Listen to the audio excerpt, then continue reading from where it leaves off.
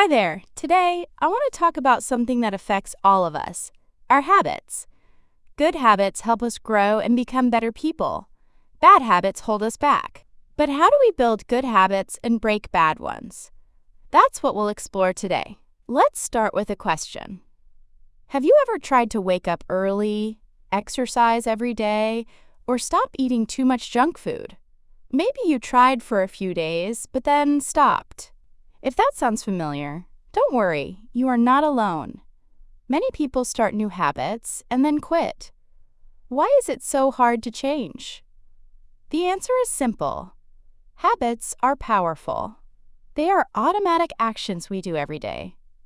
We don't even think about them. For example, brushing your teeth every morning is a habit. You probably don't need to remind yourself to do it. You just do it. That's the power of habit. It makes things easier, but also harder to change. There's a famous book called The Power of Habit by Charles Duhigg. In it, he explains that every habit has three parts: the cue, the routine, and the reward. The cue is the trigger. It tells your brain to start the habit. The routine is the behavior you do. And the reward is the good feeling you get after doing it. Let's look at an example. Imagine you eat a cookie every afternoon. The cue is the time of day, maybe 3 p.m. The routine is walking to the kitchen and eating the cookie. The reward is the sweet taste and a short break from work. Your brain remembers this pattern. And the next day, it happens again. So how can we use this idea to build good habits? One way is to keep the cue and reward the same, but change the routine. Let's say you want to stop eating cookies and start drinking tea instead. At 3 p.m., you still feel the need for a break. That's the cue. You go to the kitchen, but this time you make a cup of tea. You still get a reward, a warm drink and a short rest. Over time, your brain learns the new pattern. Starting small is also very important. Many people try to do too much at once. For example, they say, "I will run 5 kilometers every day." That sounds great, but it's hard to keep. When you're tired or busy, you'll skip a day. Then you feel bad and stop completely. Instead, start with something easy. Walk for 5 minutes a day. Do 10 push-ups. Or write 1 sentence in your journal. These small actions are easy to do, so you are more likely to keep doing them. And when you repeat them every day, they grow into strong habits.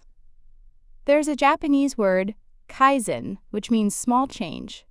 The idea is that small changes lead to big results over time. This is a great way to think about habits. You don't need to be perfect. You just need to keep going, little by little. Another useful tip is to connect your new habit to an old one.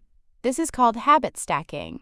For example, if you want to practice English every day, try doing it after brushing your teeth. You already brush your teeth every morning, right? So right after that, listen to a short English podcast or write a short message in English. This way, your old habit becomes a reminder for your new habit.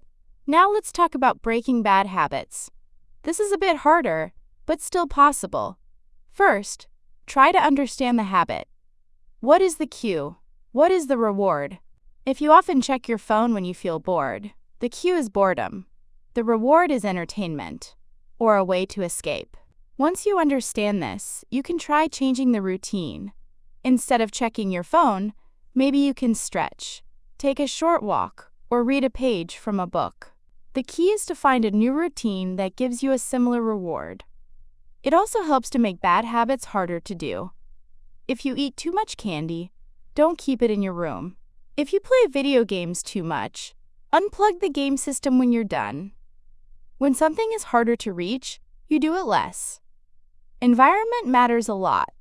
If you want to eat healthy, keep fruits and vegetables in your kitchen, not chips and cookies.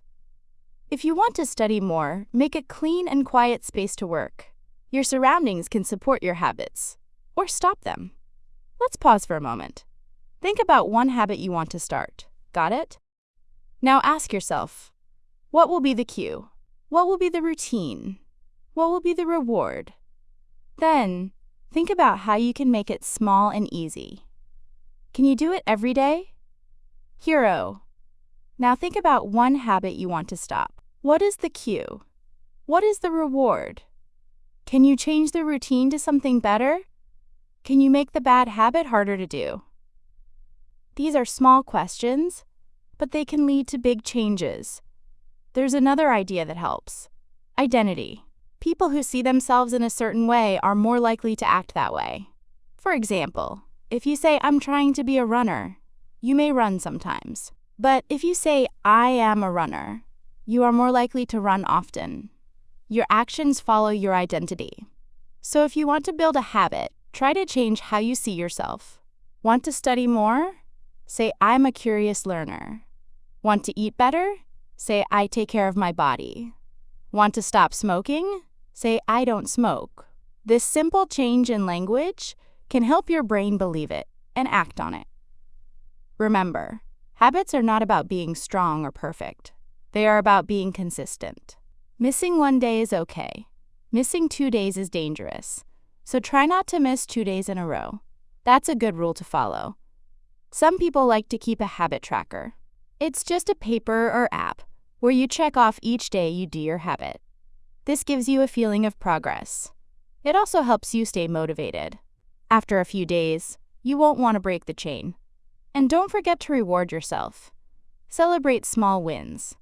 If you exercise for 7 days, treat yourself to something fun. If you stop a bad habit for a week, tell a friend. Enjoy the feeling. Positive emotions make habits stronger. In the end, building and breaking habits is about knowing yourself. What do you want? What stops you? What helps you? Take time to notice these things. Be kind to yourself. Change is hard, but you are stronger than you think. Start small. Stay consistent. Believe in yourself. And soon, your habits will shape your life in a better way. Thank you for listening. I hope you found this talk helpful. Now go and take the first small step. Your new habit is waiting.